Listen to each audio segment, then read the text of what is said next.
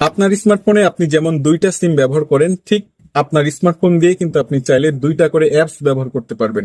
Facebook দুইটা ব্যবহার করতে পারবেন, হোয়াটসঅ্যাপ দুইটা ব্যবহার করতে পারবেন। সো এটা কিভাবে করবেন আমি এই ভিডিওর মাধ্যমে দেখানোর চেষ্টা করব।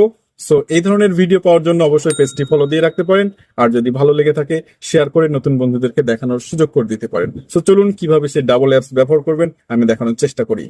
এখানে দেখতে পাচ্ছেন বিকাশ কিন্তু একটা অ্যাপস আছে, আমি আরো একটি অ্যাড করব। সো এটা কিভাবে করবেন আমি দেখানোর চেষ্টা করছি। আপনার স্মার্টফোনের সেটিং অপশনটি ওপেন করে নেবেন। এখান থেকে খুঁজে বের করে নেবেন অ্যাপস ম্যানেজার অথবা অ্যাপস বা অ্যাপ সেটিং, এই ধরনের কিছু লেখা থাকবে। সো এই ফোনে শুধুমাত্র অ্যাপস লেখা আছে, এটার উপরে ট্যাপ করে দিচ্ছি। এখানে আরো অনেকগুলো অপশন দেখাচ্ছে। সো এখান থেকে খুঁজে বের করবেন ডুয়েল অ্যাপস অথবা অ্যাপস এক্সট্রা বা ক্লোন অ্যাপস, এই ধরনের কিছু লেখা থাকবে। সো এটাতে ডুয়েল অ্যাপস লেখা আছে, এটার উপরে ট্যাপ করে দিচ্ছি। এখানে দেখতে পাচ্ছেন আপনার ফোনে যে অ্যাপস গুলো আছে এগুলো কিন্তু শো করছে। আপনি কোন অ্যাপসটা ডাবল করতে চাচ্ছেন শুধু সেটার উপরে ইনেবল করে দিবেন। যেহেতু আমি বিকাশটা করতে চাচ্ছি এটার উপরে ট্যাপ করে দিচ্ছি। অলরেডি কিন্তু ইনেবল হয়ে গিয়েছে। আমি আপনাদেরকে দেখানোর চেষ্টা করি।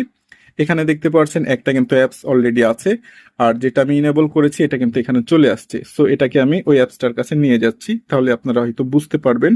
অলরেডি কিন্তু চলে এসেছে, এই যে দেখেন এখন কিন্তু ডাবল অ্যাপস হয়ে গেছে।